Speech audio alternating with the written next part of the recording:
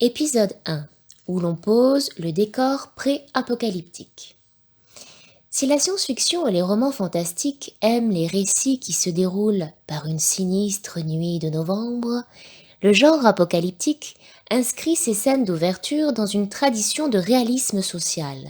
Tout s'apparente à une journée ordinaire. Le quotidien permet de silhouetter une déchirure qui, très vite, se transformera en faille de San Andreas en faisant exploser l'échelle de Richter. Le point de fracture est toujours le même, la famille. Le noyau a été touché par les attaques du grand capital.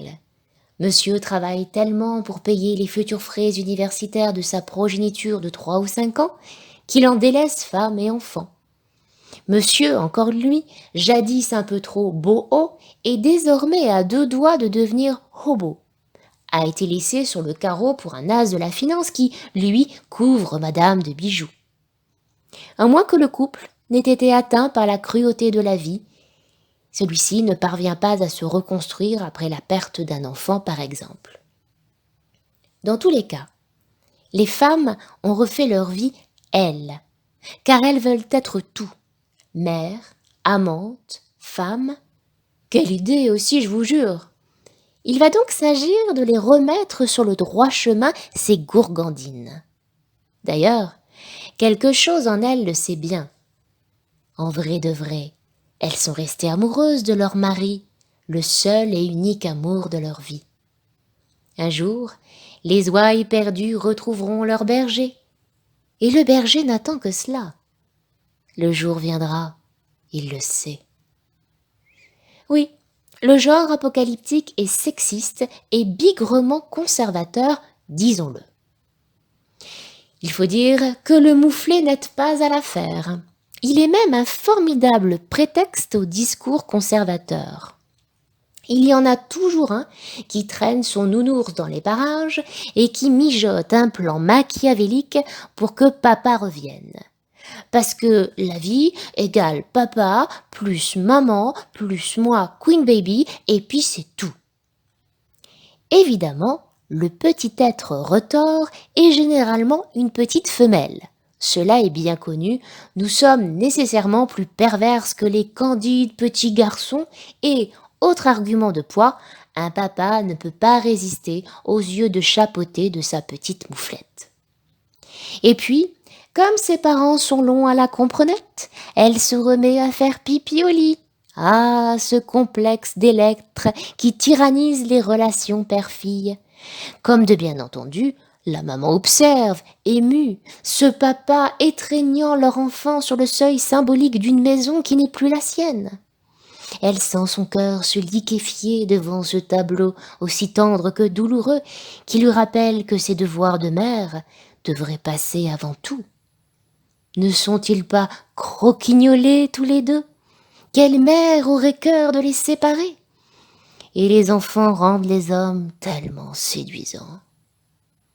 Elle se rend compte que son ex-mari est tout de même fort bel homme. Fauché, certes, mais attirant. Et l'ex-mari voit bien dans les yeux de son ex-femme qu'il y aurait moyen de moyenner s'il faisait un petit effort pour entrer dans le rang consumériste. Et même l'enfançon sent une tension sexuelle entre ses parents. Ah, il ne faudrait pas grand-chose pour que cela reparte comme en 40. Tout le monde le sent bien.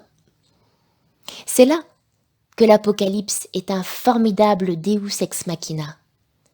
De même qu'une petite guerre est un providentiel moyen d'écrémer la population surnuméraire et de relancer l'économie, c'est bien connu, de même une petite apocalypse est le meilleur prétexte pour recoller les morceaux des cellules familiales fissurées.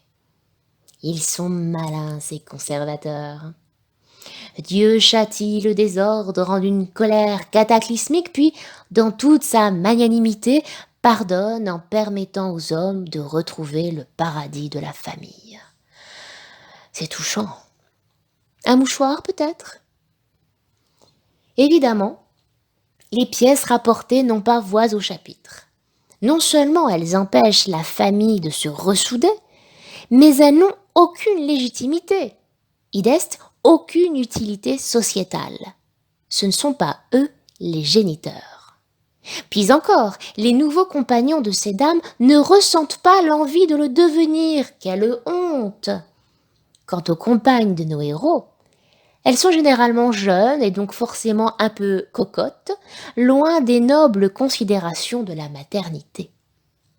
Oui, le genre apocalyptique plébiscité par la middle class adore les clichés sexistes.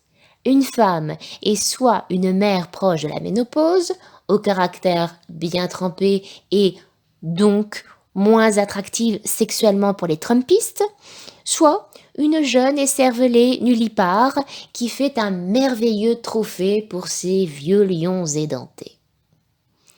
À moins que ce ne soient nos héroïnes, qui s'interdisent d'utiliser leur utérus avec un autre géniteur, une souillure infamante que diantre. Une matrone, une femme respectable, n'a d'enfant qu'avec un seul homme, cela est bien connu. Le reste, c'est pour la bagatelle.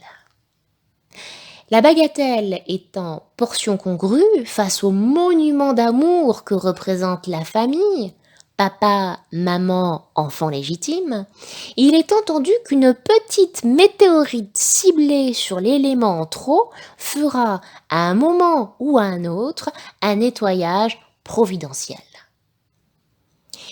Chère lectrice, chers lecteurs, si, comme moi, vous n'avez pas œuvré pour la perpétuation de l'espèce et que vous n'en avez aucune envie, préparez-vous à être les premiers sur la liste des victimes de la fin du monde. J'avoue que ces scènes chatouillent toujours mon petit cœur gonflé d'amour pour mon A. Mon A aussi est divorcé et Hollywood me renvoie l'image de la 5e roue du carrosse. Je suis l'élément de trop dans l'unité parfaite de la famille idéale. J'entends au loin le froufrou de la toge du prêtre qui s'en vient sacrifier le bouc émissaire. Manque de chance, je ne me sens en rien l'âme de la victime expiatrice. A et moi n'avons pas ce genre de problème. Ces enfants sont adultes. Ils ne souffrent pas d'énurésie. Enfin, Lolo, tu ne nous caches rien, pas vrai? Et A me prouve à chaque instant qu'il m'adore comme je l'adore. Dans ses attentions de 1000 instants, dans sa tendresse infinie, dans son désir, dans son regard, ses yeux m'ont intronisé déesse sur terre. Et il est monothéiste. Et il a intérêt. Et il le sait. Sans quoi, je le trucide après l'avoir soigneusement torturé. Mon avocat imaginaire me dit que ce n'est pas une lumineuse idée que d'écrire ce qui pourrait passer pour les potentielles confessions d'un hypothétique crime passionnel éventuellement prémédité. S'il arrivait qu'à, en sortant à Potrominé pour acheter des clopes, glissa sur une peau de banane jusqu'à l'un des nombreux échafaudages brinque-ballants de Marseille, que celui-ci s'effondra, sans compter l'immeuble placé vraisemblablement sous arrêté de péril, et l'éventra, et qu'un Raminagrobis passa dans le coin lui dévorer les ongles, on serait amené à interpréter ce banal accident comme un homicide volontaire avec acte de torture et de barbarie. Bah, fumer tue, tout le monde le sait. Et le monde peut bien s'effondrer, ne peut donc pas commencer par une scène qui suggérerait une fracture familiale à recoller. En revanche, nous aussi, nous subissons la pression du capitalisme qui sépare ceux qui s'aiment, sans dire un mot, sans faire de bruit. Quand il nous arrive de nous déberniquer, c'est pour raisons économiques. J'enseigne à Aix-Marseille Université et A fait des salons du livre aux 4 coins de la France et en Suisse. Puisqu'il en faut une, c'est sur cette ligne de fracture, l'éloignement spatial, que commencera et le monde peut bien s'effondrer. La scène liminaire prendra place dans les embouteillages, vecteur symbolique de la pression capitaliste des pôles économiques urbains, de la difficulté à surmonter la distance spatiale et cadre idéal pour susciter le sentiment d'être pris au piège au moment du cataclysme.